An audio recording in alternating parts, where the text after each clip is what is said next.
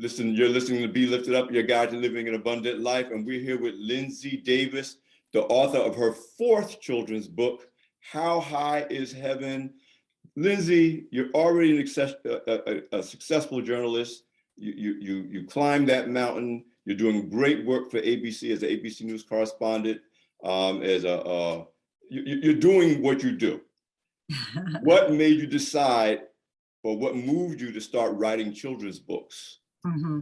So when I had my son, and so he's going to be 8 next month, so we're going back about 8 years ago, when he was an infant, and we'd be reading children's books to him, and I would think, I should do this. I want to do this, and then that became like, I need to do this, because then when I started just seeing just that there was not enough, there were not enough books with characters who looked like my son, and it was very important to me that whenever he would pick up a book, that he would be able to see pages of kids who look like him, and have those mirrors, to reflect his image. And I read an essay actually right around that time called "Mirrors, Windows, and Sliding Glass Doors," and the takeaway basically was, in summary, was that every children's book needs to have a mirror, and it needs to have a window, so that kids can see themselves reflected, and then they can peer into a world that's perhaps unfamiliar to their own. And when that really works, it becomes transformative. It works as a sliding glass door, so you can really step into that world. And that's what books are about, right? It's about reflecting the truth, and it's also about exploring and growing your imagination. And so then, and things have changed. I have to say, I am really glad that there has been a shift, not only in the creation of more books that are inclusive and representative of the actual population, because at the time, so this is again going back 8 years ago, but I was looking at some stats from prior to even that, and it was saying that more than 90% of the protagonists in children's books were white. And meanwhile, if you look at the U.S. Census Bureau, more than half of the children in this country are children of color. And so looking at that discrepancy, I felt, okay, rather than just bemoan the situation, let me do something about it. Let me be part of the solution. And so that was kind of the moment that I decided that I wanted to write children's books. And the other shift that I'm really grateful for, I'm really glad about, is not only do you have more diversity in children's books, but I think that you have more open minds now. Because there was a part of me where I thought, this is so interesting. I was reading to a class just yesterday. I was reading to a class of kindergarten, first grade. And then they got to ask questions at the end. And one of the little girls said, were you nervous about having a book with Black kids? And I thought, oh my goodness, what a question. It's sad in a way that she had to ask that. But if I were to really be honest, I would say that I was concerned that people would see Black and brown characters and think that this is only for Black and brown kids. I do think that now, and maybe in large part due, unfortunately, to the death of George Floyd, I think that you do have white parents who are saying, look, I need to expose my kids. Look, I need diversity in books too. I need to make sure that our bookshelves have kids who don't look like our kids, so that our books are not just filled with only mirrors. It's important to have that variety and that exposure, because quite often we fear what we don't know.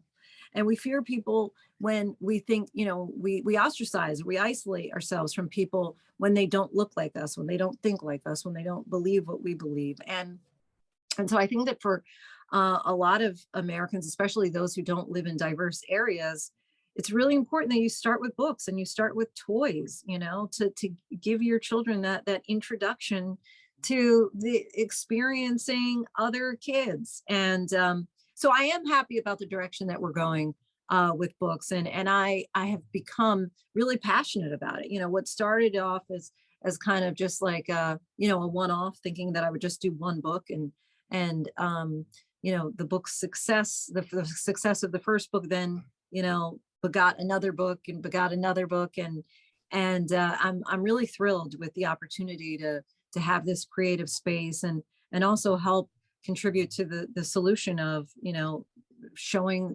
representation does matter in all things, but including in children's books.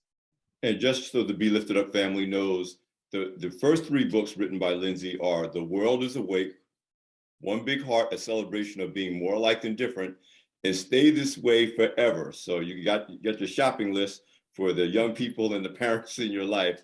But I want to talk about this latest book, How High is Heaven, which I just think is a beautiful concept, much less a beautiful book.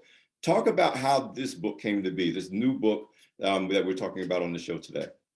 So, interestingly, Alfred, all of the books that I've done have been unintentionally inspired by my son. So not only did he inspire me to even, start writing children's books, but he is really my muse, who I, get to live with and observe all the time. And so kind of see the things that he's curious about, kind of see the experiences that move him, that get him talking, that get him thinking. And so with this latest book, he came home one day and he said, how come my friend has two grandmas and two grandpas and I just have one? And, it was the first time that we'd actually ever talked. Both of my parents are still alive. Both of my husband's parents have passed away. And my husband's mother died when my son was 1. And so, he said, so we started talking about heaven and death and that they were in heaven. And so he said, well, I want to see her. Grandma P is what we called her. And so he said, well, I want to see Grandma P. And so I started showing him pictures, thinking that he wanted to see the photos of them together and know what she looked like. And he said, no, I want to see her in heaven. I want to go to heaven. Then he decided that, he was on this tirade that he wanted to go to heaven. And it didn't just last a day. Normally there are certain things that he might bring up. He wants a baby brother, but then he doesn't bring it up again.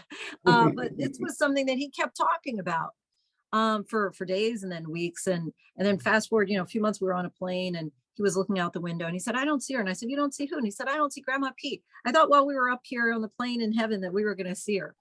And so then that inspired me to write this book. And I think that it's become so timely, fortunately and unfortunately at the same time, because we're dealing with COVID and just past that grim milestone of more than 900,000 Americans dying from COVID-19.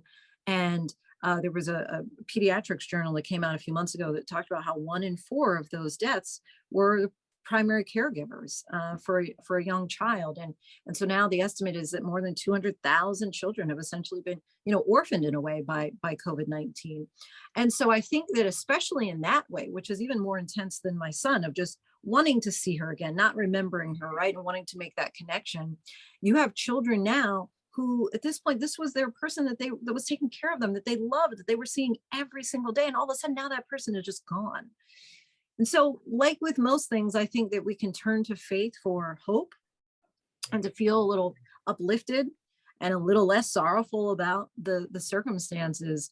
And the one thing that I actually watched with my son here was that the thing that gave him a little bit of solace or comfort in all this was when he came to understand that he would see her again, that there was going to be a reunion, right? That we are going to all go to heaven and we're all going to see what a day of rejoicing that will be, right? The song, when we all get to heaven. And so that this is see you later. It's not goodbye.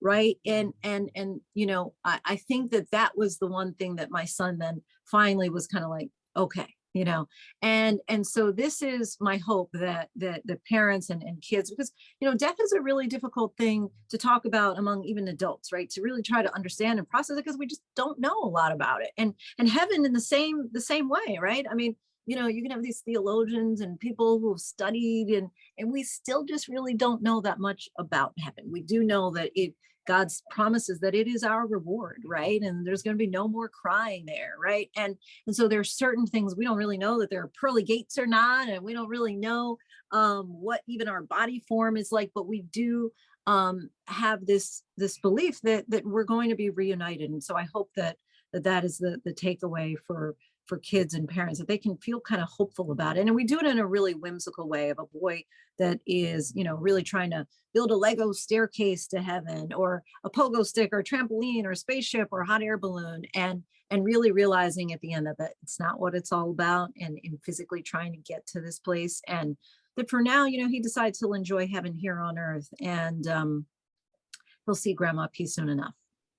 Well, what I take away from everything you've said, as well as the whole concept, is it goes back to the word. It talks about we need to approach it as a child. That is looking at that heaven and understanding heaven and God and His love. If we try to approach it from our intellectual, educated adult point of view, it becomes difficult to comprehend. If we Mhm. trust it with the acceptance and the trust of a child, it works. It's clear. It's easy to understand on a spiritual level, even if you can't make sense of it intellectually. Yeah, Listen, right. hold that thought. I want to come back and pick up and talk about the value of helping to introduce concepts of faith to children. Particularly, I know I was introduced very early, most of us were, but what does that mean? And books like yours can do to help do that. Stay tuned, everybody. We'll be right back with Be Lifted Up, your guide to living an abundant life.